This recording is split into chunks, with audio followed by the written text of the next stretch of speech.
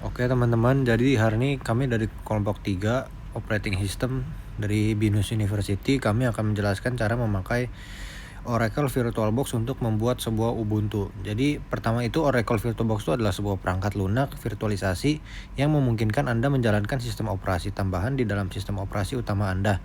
Jadi tanpa melakukan perubahan fisik pada komputer. Jadi kita bisa kayak mengakses Ubuntu tanpa mengganti si Windows ke Ubuntu. Dengan VirtualBox ini Anda dapat membuat mesin virtual untuk menjalankan Ubuntu, sehingga Anda bisa menggunakannya seperti komputer terpisah di dalam perangkat Anda.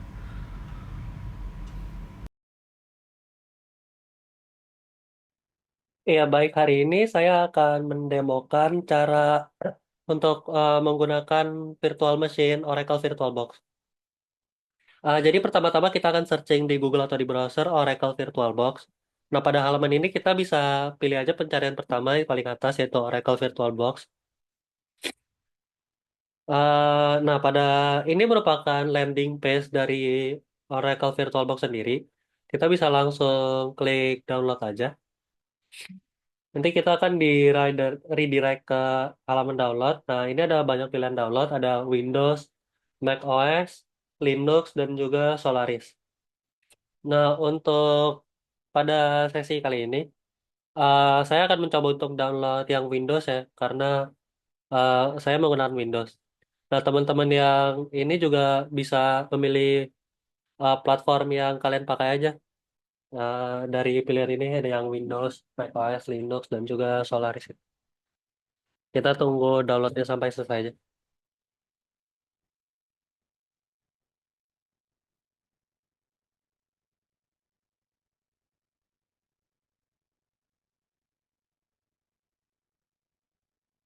Jika kita udah selesai download di atas ini, kita bisa langsung klik aja exe-nya yang udah kita download. Nah, di halaman ini sebenarnya ada pop-up administrator, kita boleh allow aja langsung. Sebenarnya untuk halaman ini kita nggak perlu ganti banyak, cuman kayak accept dan lain-lain. Sebenarnya langsung di next next aja sih sebenarnya. Biarin default aja.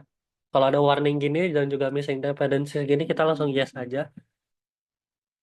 Langsung proceed with installation now aja. Kita yes. Nah, kita next lagi dan kita langsung install.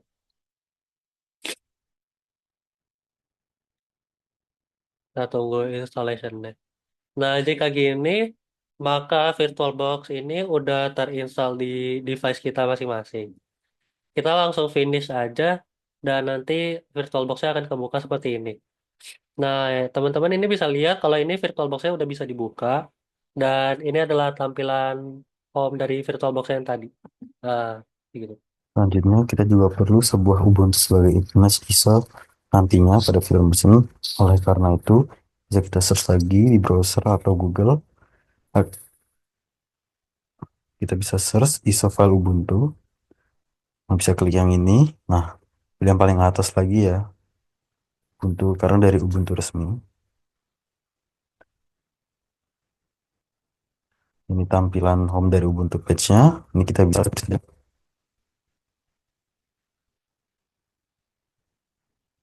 Nah, ada dua versi. Jangan salah pilih, kita pakai yang terbaru saja, yaitu Ubuntu 24.04.1 LTS.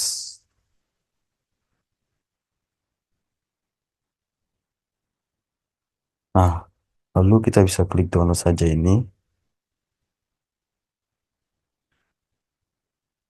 Ukuran untuk ukurannya sendiri itu 5,8 GB ya, cukup besar. Jadi kita akan kembali setelah file berhasil download.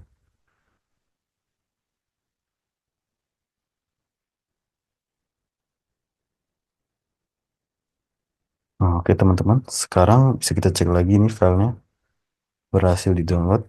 Kita bisa simpan ini karena nanti akan kepakai ya untuk VirtualBox-nya. Oke, jadi ini saya akan menjelaskan cara membuat sebuah VirtualBox di virtual machine.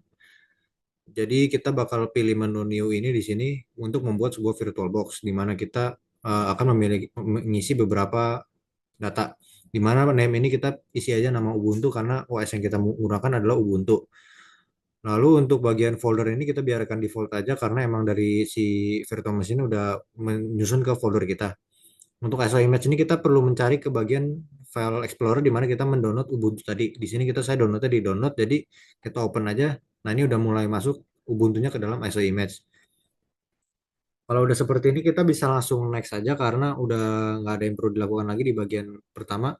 Lalu sekarang bagian kedua kita adalah masuk ke dalam unintended guest OS install setup. Jadi di bagian ini tuh berisi informasi tentang username dan password untuk kita login ke dalam OS kita. Jadi kayak di Windows ada bagian username dan password di mana kita buat login ke dalam Windows. Di sini juga sama kayak seperti di Ubuntu. Jadi kita ada username dan password. Passwordnya change me ini kita harus perhatikan. Jadi kita hafalin buat login ntar ke dalam Ubuntunya itu sendiri. Lalu dari sini kita bisa next aja karena udah nggak ada yang kita perlu ini lagi.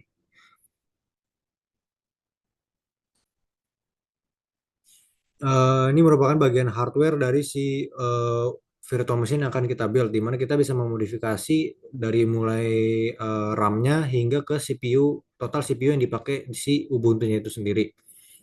Untuk kali ini saya akan mempraktekkan defaultnya aja. Jadi di sini kita base memorinya punya minimal dari 4 megabyte sehingga maksimalnya itu ada di 16.384 megabyte atau sekitar 16 giga. Default di sini diberikan adalah 2048 megabyte atau sekitar 2 giga. Jadi kita akan biarin default aja karena saya mau coba pakai default dari si Ubuntu-nya itu sendiri. Lalu untuk ke bagian prosesor tuh lebih ke seperti CPU yang dipakai dalam ini. Jadi ada satu CPU sampai 16 CPU. Di sini saya akan pakai coba defaultnya itu satu CPU pada bagian Ubuntu ini.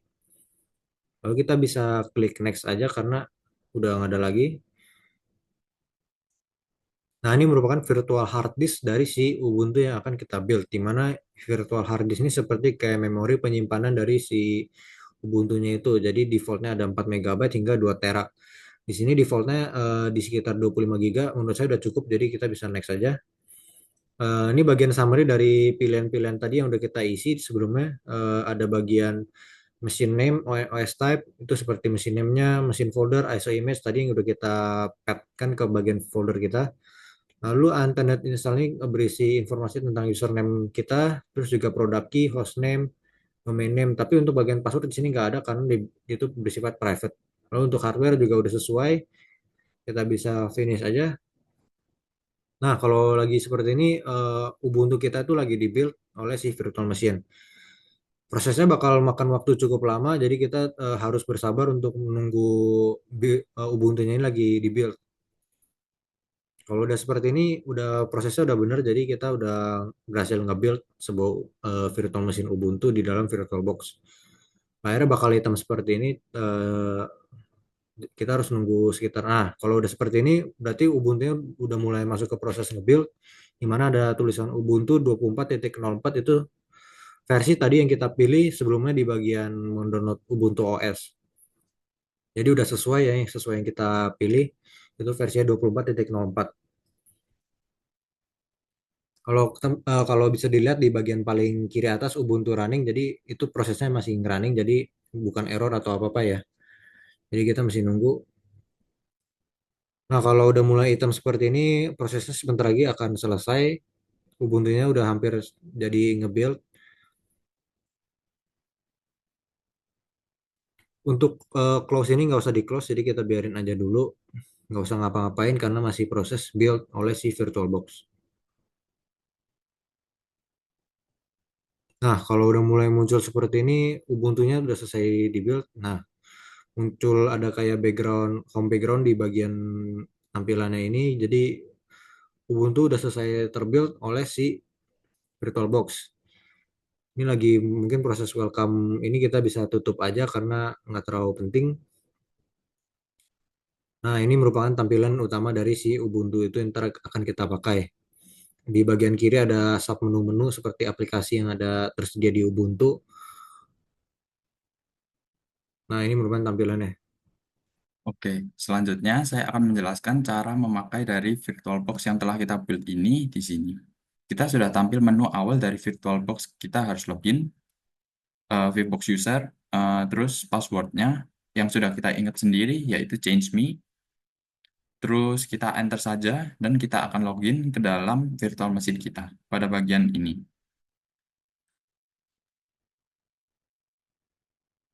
Ubuntu Pro yang pada ini bisa kita finish aja karena tidak terlalu penting.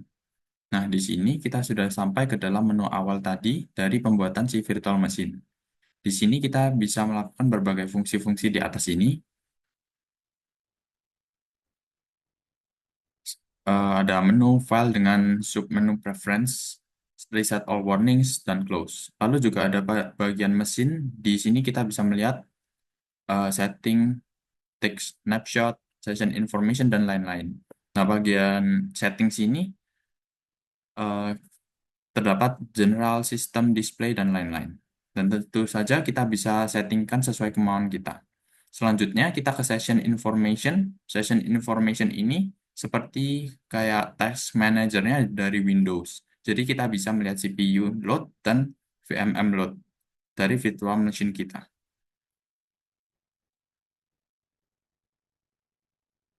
Di samping itu juga ada runtime information. Lalu juga ada configuration details. Oke, selanjutnya untuk pemakaian virtual machine akan dijelaskan oleh teman saya. Oke, selanjutnya saya bakal melanjutkan dari penjelasan sebelumnya. Eh, di bagian kiri atas ada view, input, device, dan juga help. Pertama kita bakal mulai dari view, yaitu ke full screen mode. Bisa diklik, lalu switch bakal jadi ke full screen. Lalu untuk exit bisa menggunakan right control F sebagai shortcut. Lalu pada input ada keyboard, lalu soft keyboard. Bisa digunakan untuk mengetik tanpa hardware dari keyboard. Itu sebagai contoh buat search sini. Lalu ini saat kita klik huruf bakal muncul di search bar-nya. Lalu pada bagian device ada bagian optical drive, audio, network, dan juga USB. Lalu untuk help ada online documentation. Kalau bingung pengen function buat apa, bisa diklik, bakal masuk ke library, bakal dijelasin step-stepnya. Lalu untuk meng-close, bisa menggunakan file, lalu close, atau juga bisa menggunakan yang di kanan atas bagian silang. Lalu pilih yang paling bawah, power off the machine, lalu OK. Nah, pada bagian VirtualBox Manager-nya bakal terlihat tulisannya udah power off. Kita udah ke penghujung tutorial kita. Nah, dari teman-teman bisa kita lihat tadi, teman saya udah jelasin cara matiin virtual mesinnya. Nah, di sini saya bakal ngajarin gimana cara nyalain lagi, terus matiin, terus remove virtual machine dari VirtualBox-nya. Jadi cara pertama itu tinggal pilih aja start di tanda panah ke samping atas yang warna hijau itu. Ada tombol start. Nah, yang itu benar. Nah, terus cara kedua itu dengan cara klik kanan saja. Terus pilih start yang mau dipakai. Sama cara yang ketiga yang paling mudah itu adalah tinggal langsung aja klik 2 kali pada Ubuntu yang mau dipakai. Dan otomatis langsung kebuka.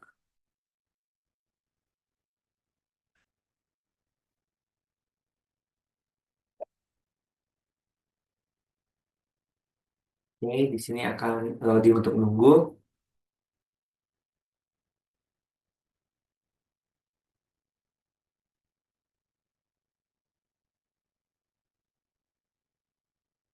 Oke. Nah, karena kita di sini nggak bakal langsung pakain, kita langsung close saja di sini. Setelah itu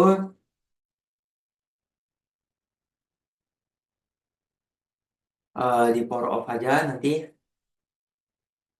mesinnya. Nah, power off the machine. Nah, kita langsung masuk ke cara terakhir itu dengan remove Ubuntu-nya. Gimana sih cara nge-remove Nah, jadi mudah aja, itu kalian tinggal right click saja di Ubuntu-nya, terus pilih remove. Nah, ini kita bakal klik delete all files aja.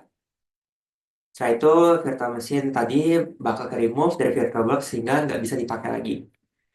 Oke, sekian dari presentasi kami. Terima kasih.